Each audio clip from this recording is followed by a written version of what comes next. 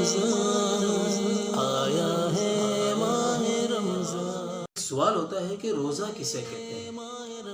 तो देखें, रोज़ा उर्फ में मुसलमान का बानियत इबादत सुबह सादिक से लेकर गुरूब आफ्ताब तक खाने और पीने और हम बिस्तरी से बाज रहने को और औरत का हैज़ व निफास से पाक होना ये शर्त है और इसे कहते हैं रोज़ा।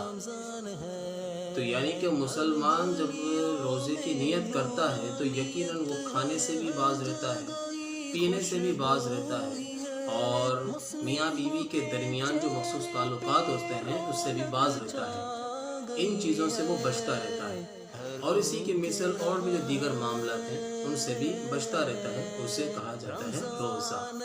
एक सवाल हुआ कि रोज़ा कितने किस्म का होता है।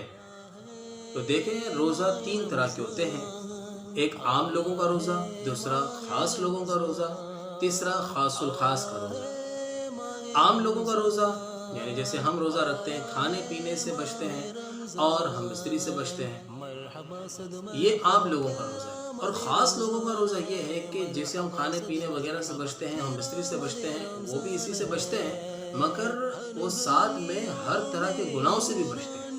ये होता है ख़ास लोगों का रोज़ा। और ख़ासुल ख़ास का रोज़ा वो ऐसा रोज़ा होता है कि अल्लाह के सिवा दुनिया के तमाम मामला से वो जुदा होकर सिर्फ अल्लाह की तरफ उनकी तवज्जो होती है।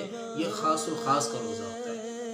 मगर याद रखें, जो हम आम लोगों का रोज़ा रख रहे हैं उसमें हम गुनाहों से तो बच नहीं रहे, सही है, मगर हमें आम लोगों वाला रोज़ा नहीं रखना, हमें ख़ास रोज़ा रखना है। कम से कम ख़ास रोज़ा कि हम खाने पीने से तो वैसे बचते ही बचते हैं, हम बिस्तरी से भी बचते हैं, मगर हम गुनाह करके, झूठ बोल के, ग़ीबत करके हम अपनी जो रोज़े की रूहानियत है उससे हम महरूम हो जाते हैं। तो देखिए, हमें ये नहीं करना। जब हम खाना नहीं खाते, कुछ पीते नहीं हैं और दीगर जो ख्वाहिशात हैं उसे हम तर्क करते हैं और फिर इन्हें तर्क करके हम अपने जो रोज़े की रूहानियत है उसे भी ख़त्म कर देते हैं, तो फिर कोई फ़ायदा नहीं। फिर ऐसे रोज़े मैदान महशर में हमारे मुंह पे मार दिए जाएंगे।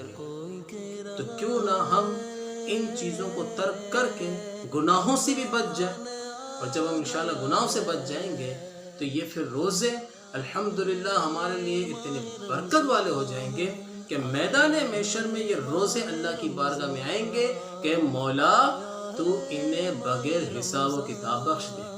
तो देखें, हमें गुनाहों से बचना है, सिर्फ माह रमज़ान में नहीं, माह रमज़ान के साथ साथ जब तक ये हमारी सांसें चल रही है तब तक हमें हर तरह के गुनाहों से बचना है।